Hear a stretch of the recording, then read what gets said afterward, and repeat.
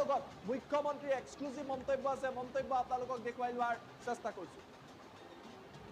ছিংগাপুৰত থকা অসমীয়া লোকসকলে যাতে আমাৰ তদন্ত প্ৰক্ৰিয়াত আহি সহযোগিতা কৰে আৰু তেখেতসকলে যদি এই তদন্ত প্ৰক্ৰিয়াত সহযোগ নকৰে আমি তেখেতসকলৰ বিৰুদ্ধেও আমি কঠোৰ হ'ম। বহুতৰ প্ৰশ্ন আছিলে যে ছিংগাপুৰত পোষ্টমৰ্টেম হ'ব, ৰিপৰ্ট পাম নে নাপাম। যোৱাকালি জুবিনৰ পত্নী গৰিমা গাৰ্গৰ হাতত আমি ছিংগাপুৰৰ পোষ্টমৰ্টেম ৰিপৰ্টটো তুলি দিছোঁ। গুৱাহাটী মেডিকেল কলেজত হোৱা পোষ্টমৰ্টেমৰ ৰিপৰ্টটো অহাকালি আমি জুবিনৰ পত্নী গৰিমাৰ হাতত তুলি দিম। পোষ্টমৰ্টেম ৰিপৰ্টটো গুৱাহাটীৰ পোষ্টমৰ্টেম ৰিপৰ্ট ৰাজহুৱা কৰিব নকৰিব সেই সিদ্ধান্ত আমি গৰিমাৰ ওপৰত এৰি দিম। আমি গৰিমাৰ ওচৰত বা গৰিমাৰ হাতত আমি পোষ্টমৰ্টেম ৰিপৰ্ট গতাই দিম আৰু আমি আদালতকো এই পোষ্টমৰ্টেম ৰিপৰ্ট আমি গতাই দিম। আপোনালোকক জনাবলৈ পাই মই সুখী হৈছোঁ যে জুবিনক ন্যায় দিয়াৰ ক্ষেত্ৰত আমি আৰু এটা ডাঙৰ কাম কৰিবলৈ সক্ষম হৈছোঁ, ন্যায়িক তদন্ত।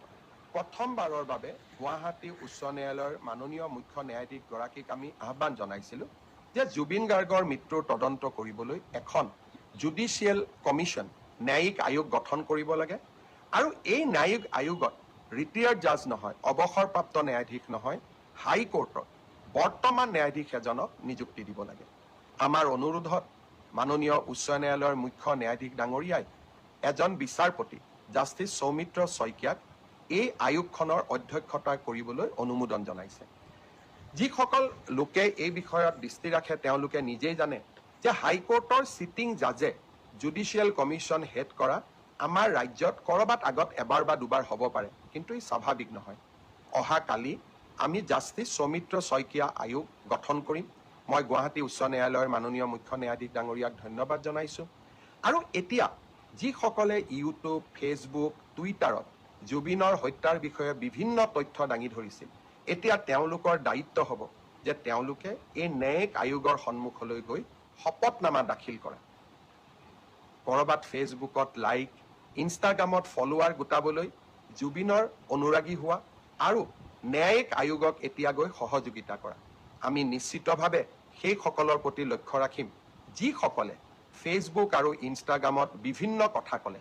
এতিয়া তেওঁলোকে ন্যায়িক আয়োগৰ আগত শপতনামা দাখিল কৰাৰ দায়িত্ব পালন কৰিবনে নাই।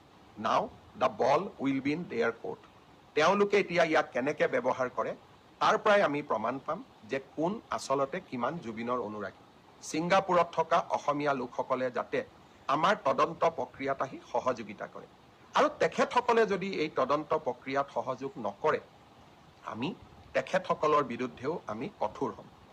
বহুতৰ প্ৰশ্ন আছিলে যে ছিংগাপুৰত পোষ্টমৰ্টেম হ'ব, ৰিপৰ্ট পাম নে নাপাম। যোৱাকালি জুবিনৰ পত্নী গৰিমা গাৰ্গৰ হাতত আমি ছিংগাপুৰৰ পোষ্টমৰ্টেম ৰিপৰ্টটো তুলি দিছোঁ। গুৱাহাটী মেডিকেল কলেজত হোৱা পোষ্টমৰ্টেমৰ ৰিপৰ্টটো অহাকালি আমি জুবিনৰ পত্নী গৰিমাৰ হাতত তুলি দিম।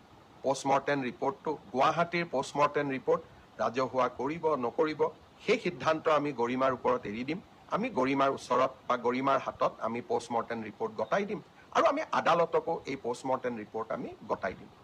আপোনালোকক জনাবলৈ পাই মই সুখী হৈছোঁ যে জুবিনক ন্যায় দিয়াৰ ক্ষেত্ৰত আমি আৰু এটা ডাঙৰ কাম কৰিবলৈ সক্ষম হৈছোঁ, ন্যায়িক তদন্ত। প্ৰথমবাৰৰ বাবে গুৱাহাটী উচ্চ ন্যায়ালয়ৰ মাননীয় মুখ্য ন্যায়াধীশগৰাকীক আমি আহ্বান জনাইছিলোঁ যে জুবিন গাৰ্গৰ মৃত্যুৰ তদন্ত কৰিবলৈ এখন জুডিচিয়েল কমিশ্যন, ন্যায়িক আয়োগ গঠন কৰিব লাগে।